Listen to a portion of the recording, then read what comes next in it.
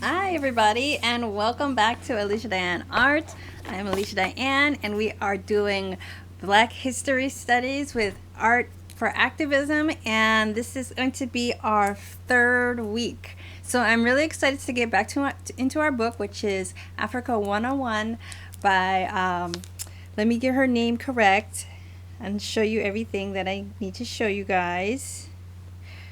Her Excellency Arikana Chihumbo Rikwao, and the book is Africa 101, The Wake-Up Call. So it's on Kindle. It's only $10 on Kindle, so I would definitely highly recommend that you get the book and read along with me. And we're going to pick up where we left off. And just a little reminder, I want to do this series just because I really think that impactful art comes with an understanding of history, comes with an understanding of what's meaningful to you. And this is something that's really meaningful to me. And I'm hoping that it's going to reach other people who find it meaningful for them and to use in their own work. And that's why I want to share this, because I feel like there is so much we can learn when we actually open up a book and read and we open up our eyes to see like all of the things that have gotten us to where we are today, and potentially ways that we can see ourselves and perceive ourselves moving forward, finding successful outcomes, finding ways to navigate the future as it comes to us in real time, by understanding our histories. And I think that, this preparedness, like understanding history, is the best preparedness for life. And so I'm hoping that this can be meaningful for you, because once I started really getting into the roots of all of this and really starting to do my own deep dive into African history, it completely changed my life and the way I perceive everything. I felt like I was so blind before. Not that I'm like a scholar now, but just the books that I've read and the things that I've seen, the documentaries that have been prepared, and just the amount of information that I just was totally aloof to, and now as just a part of my understanding, affects everything, and it especially affects the way that I look at my art making and how I want to just have my messaging going forward. It's just completely night and day.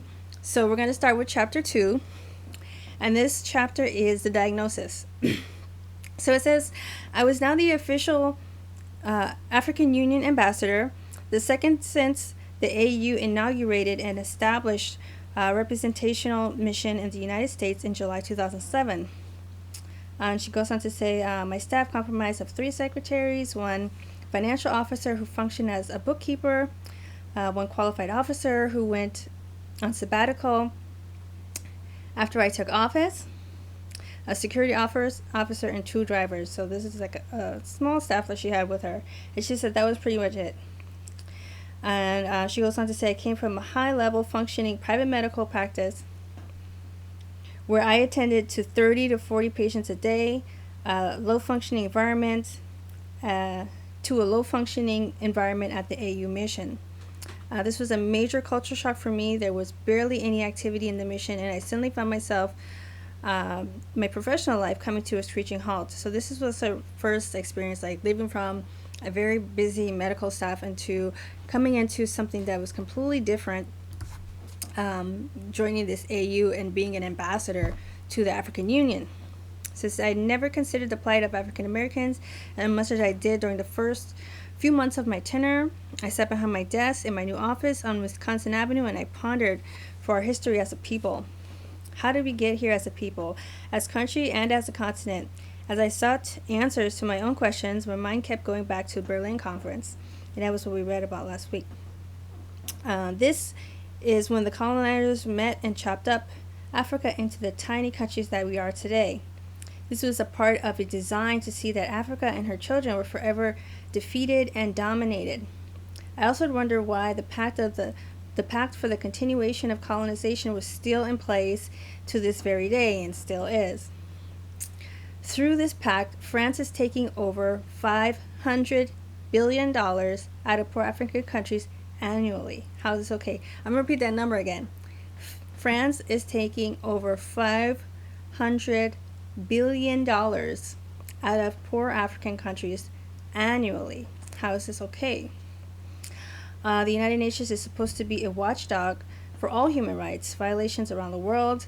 Why is the UN chosen to be a toothless bulldog and given a blind eye to these atrocities? So this is, when I first learned that there even was a continuation of colonization, I was like, is that real?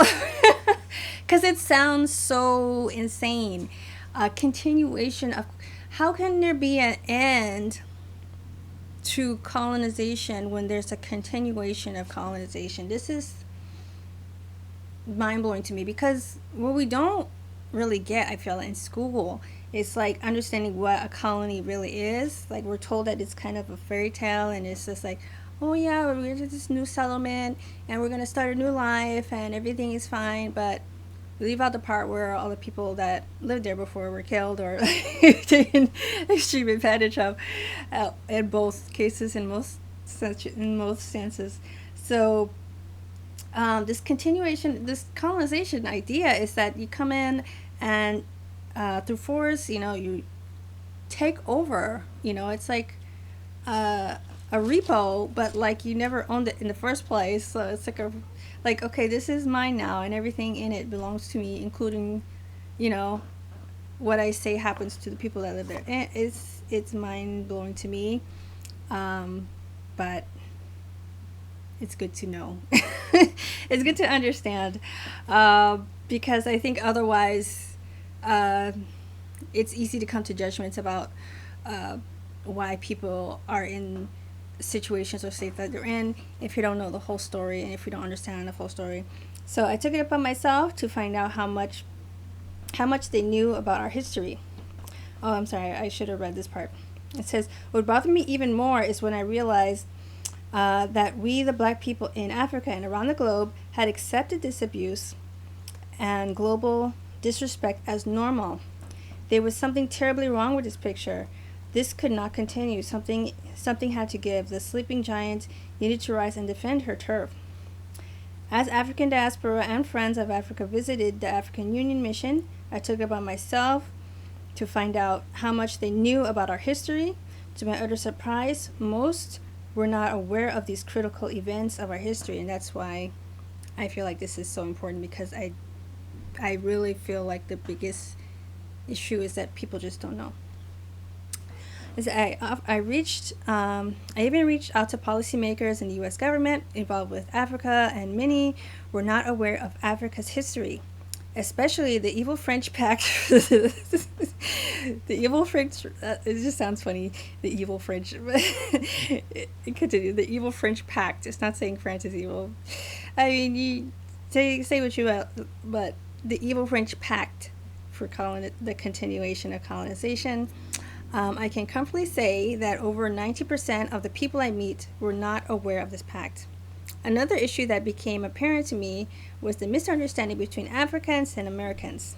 Africans have a lot of misconceptions about Americans and vice versa, and this I definitely can attest to in my own experience. I definitely seen like a polarism and just a non-understanding even within black communities in the United States, and when you start to get international, there's all types of issues, especially when we're not exposed to positive examples.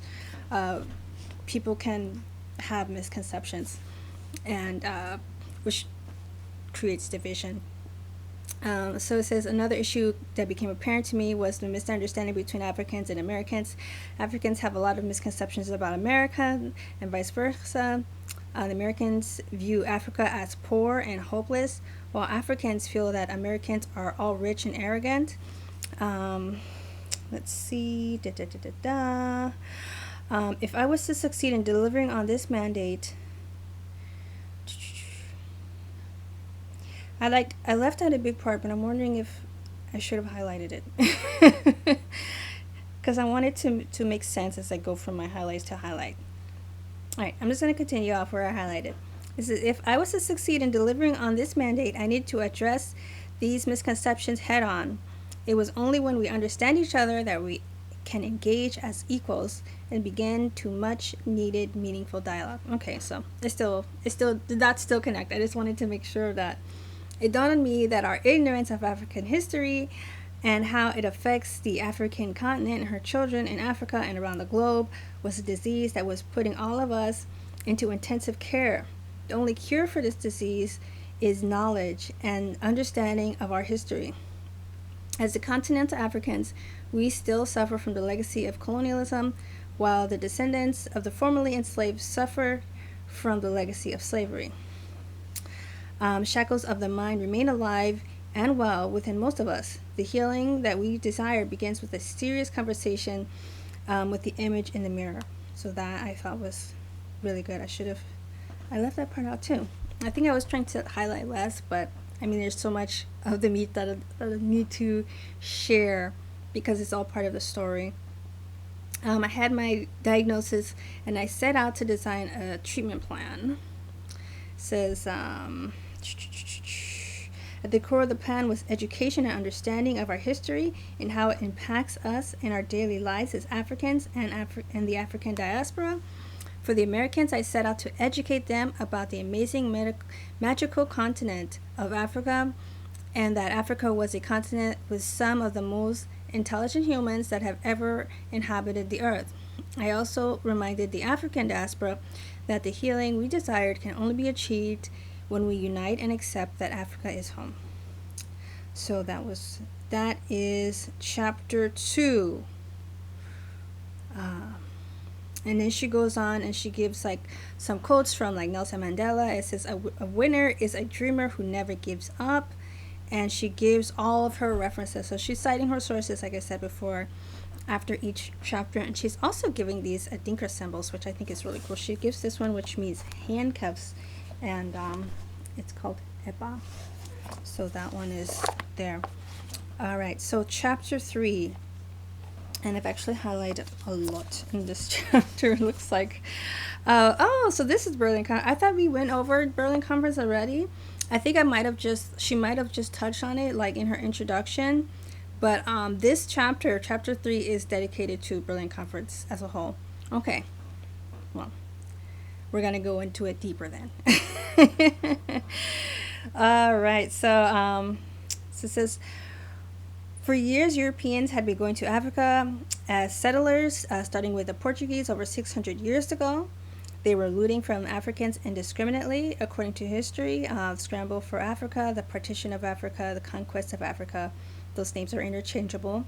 The settlers found themselves looting from each other what they had looted from the Africans. Pretty soon, they started fighting and killing each other over what they had looted from the Africans. It became a vicious cycle of survival of the fittest thief in another man's land.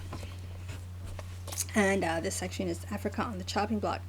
It says the Chancellor of Germany, Otto von Bismarck, who from 1871 to 1890, realizing that they were getting ready for a full-scale European war on the African continent, called his sidekick, she calls him, King Leopold of Belgium. If you have never heard of King Leopold of Belgium, and King Leopold II, not good. Okay, King Leopold of Belgium, who at that time was already wreaking unbelievable havoc on the Congo. This is Leopold II, on the Congo, where he killed over 75%. He killed over 75% of the population.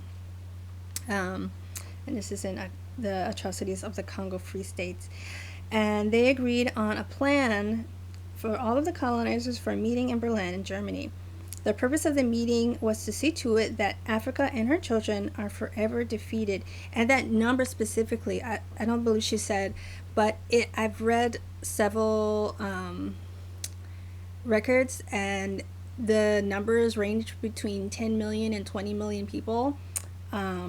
The conservative view is 10 million, but the actual number is closer to 20 million people just by King Leopold. And like, talk about never forget. Like, this is probably, I don't know if there's any other genocide that was more people than that. There might be, but that's huge. I mean, that's insane.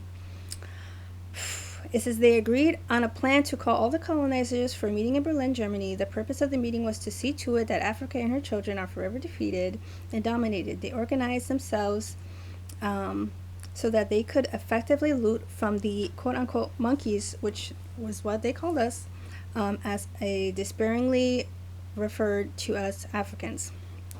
And funny enough, I've been reading Tina Knowles' book and Matriarch, and she talked about her experience, and she's very like vocal about like the experiences that she's had growing up in Southeast Texas, Galveston, and just sort of like the police harassment that her family faced. I mean, just living in the apartheid South, Jim Crow South initially, but also just experiencing the police harassment that her family faced. And she explains how like she was writing, like, you know, they were like, her and her friends were like, you know, racing on the beach or something along those, I don't know what type of vehicles they were using, but they were having a good time on the beach, and she was arrested for this, and she was put in a car, in the back of the police car, and driven through their neighborhood where, you know, all of the black community young people were hanging out, and the police officer did this on purpose with his untinted windows so that all of her friends could see that she was in a cop car, and everyone would, you know, then talk about her being arrested. And as he was driving her, and I just read this today, he was like, oh, look at all these monkeys, it's like being at the zoo. And reading this and reading that, and, you know, to say like, oh, well, that's, you know, this Berlin conference was so many years ago, this is 100 years ago. Tina Knowles' story was in the 70s. Like, she's talking about 1970s. If you ever have a chance to look up the tapes of Ronald Reagan, he's also called us monkeys as well. So, and it's on audio recording. So, I mean, these type of languages are still, I mean, Roseanne Barr said something like that too. Of like, isn't that why she got canceled? She was saying that not that long ago. So sometimes the language still gets used. So to think that, oh, this is 100 years ago, I don't think that's fair and accurate, because a lot of this type of language still persists for some reason. So it's just something to be aware of, and just to understand that these types of just this is the best word I could even think to describe it is just kind of egregious. Mind you, I know that this type of history is very difficult to consume, and it was definitely difficult when I started doing history and research when I was in my graduate degree, and it even feels kind of emotional too, because it's sad and it's hard, but it's important. It's important to never forget. And not to say that you become resentful or angry. I mean, you might be at first initially, but it's important to kind of first just also feel the liberation of knowing and understanding that the things that you might feel or experience, or the stories that your parents or your grandparents or your great-grandparents might have told you, is like, these things are not imagined. These things are things that we should understand so that we can begin to start to process where we are today. So, I mean, I keep talking about like today because it's important for people to still not feel defeated, because I think that there is still so much that we can strive for, and still so much that we have achieved through facing and confronting issues like this. So it's important to understand, and I know that that's me getting, you know, on my perspective, but I just feel it's important. That's why I want to talk about it, because these things are important to process and to go through it. And when things are difficult, it's okay to like pause and just like acknowledge that we didn't just get here by accident. People had to overcome many things for us to even have the freedoms we have today, and we're still fighting for that. I mean, like, people of color, the things that we are fighting for today is like, it's taken a lot to get. There's been a lot of obstacles. All right. The countries who attended the Berlin Conference included Great Britain, Austria, France, Germany, Russia, Portugal, Denmark, Spain, Italy, the Netherlands, Sweden, Belgium, Turkey, and she didn't mention another one, which was the United States. I read that in a different book. I don't know why she didn't mention the United States, but yes, the United States also had a seat at that table. The colonized brought out their carving knives, and our beloved continent found herself on the chopping block. All this was done while the Africans were minding their own business in Africa. The stage was set for the chopping of Africa into the tiny countries we have today. They proceeded to assign these countries to different colonizers. And I lost my track. I'm sorry, I had to pop up on my window and then maybe lose my track. The countries we have today, they proceeded to assign these countries to different colonizers who spoke different languages.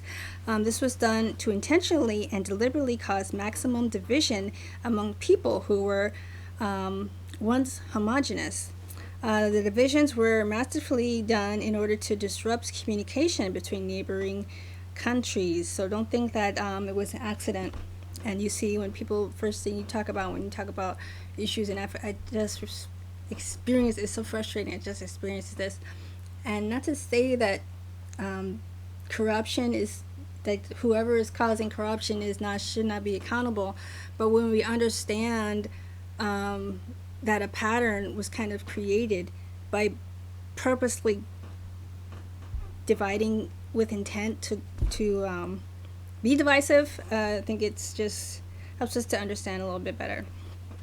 All right, it says prior to the Berlin Conference, I already read this part, Africa was divided into powerful kingdoms with well-established economic, religious, and education systems.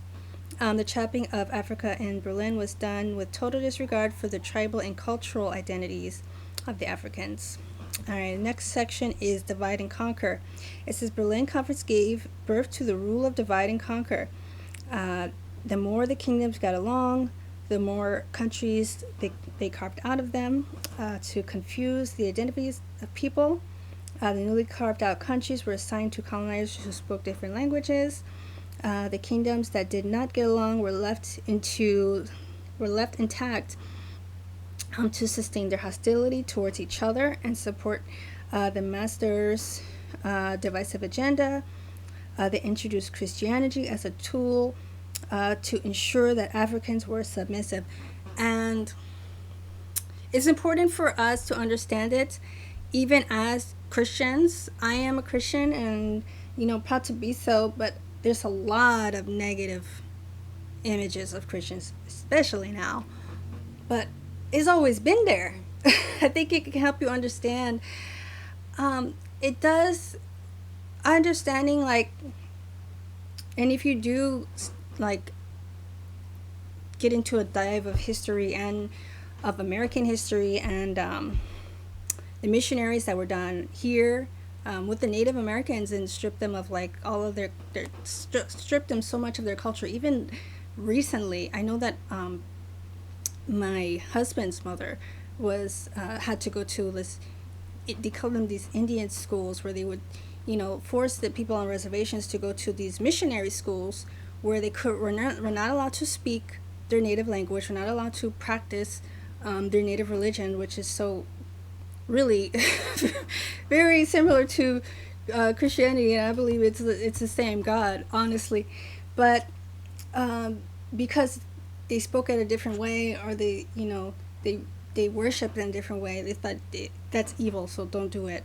And it was really used, which when you read the Bible, it talks about this, like, do not use my name for evil purposes. And that is in the Bible, and this was continuously used for evil purposes, to make people subject. to put people into bondage, to out of fear for them to revolt, fight back, forgive blindly.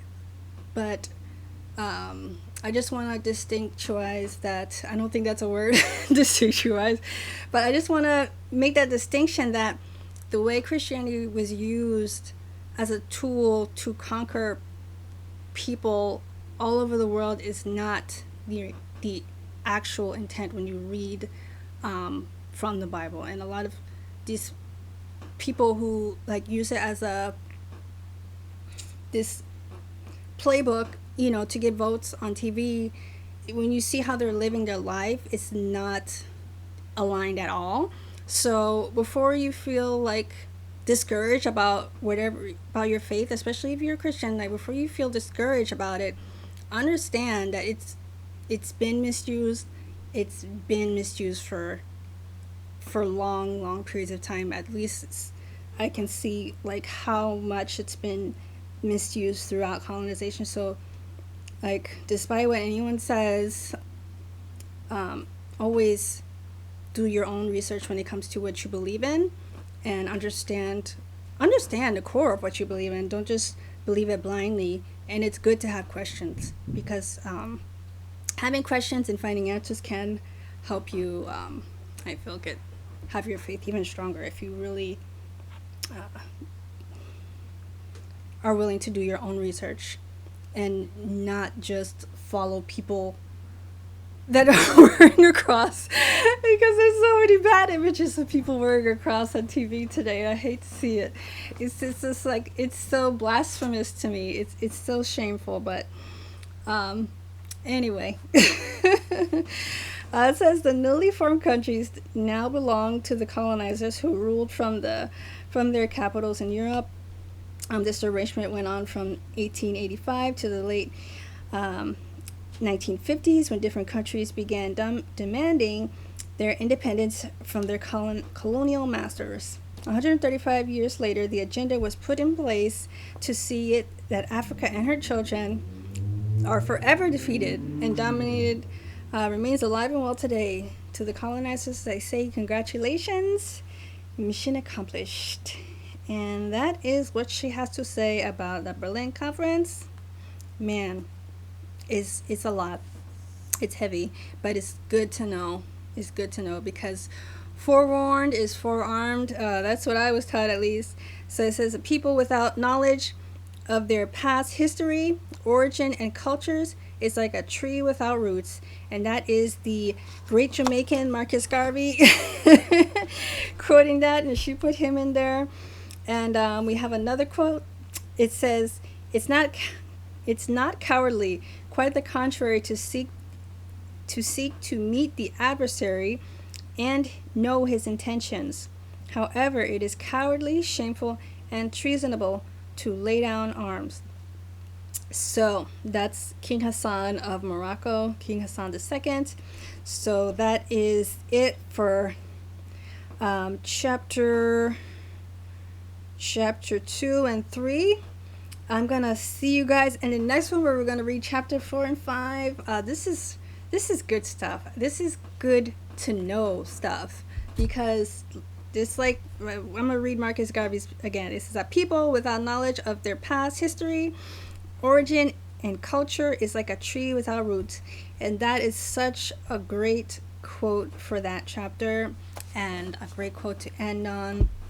I want to thank you so much for joining me and doing this deep dive into our African history. Even if you're not an African person or African descended person, it's good for you to know too. It's good for everyone to know, because we're not taught in the schools, and we should be. And I think that having this information is good for everyone to understand and to know. I think it's like, we're taught about the Holocaust, and we should be taught, because it helps us to understand, like, how evil people can be, and also how people can come back from that. So I think we should also understand, as African and African descended people, and all of the people who were allied with us, like, we should know all of this information. And people who even don't like us at all, they should know too, because they're quick to blame and point fingers and say, well, African people can never ascend to this because of XYZ, and they don't really know the true history. So I think this is information everyone should know, and it's a tool that you can use for your artwork. So I hope that you do use it, and have some messaging. Use that deep root messaging, which is what I'm trying to do. So hopefully this is inspiring to you. If it is, give it a like, give it a thumbs up, subscribe. I will be also starting some more art videos. It won't just be art, this Black History, which is so important to me. I also want to do art videos as well and keep that going. So just subscribe and get notifications so you can see when my next art video will be. And I also, I got some books. JD Storage, she's talking about it. She's introducing you to it. And if you want to make a graphic novel about something that you're learning, I also have Making a Graphic Novel. So shameless pun, but yes, these are great books, and it's all about the mission. So I hope that you guys have a great weekend, and I'll see you guys next time. Be grateful, live balanced, be yourself. Bye bye.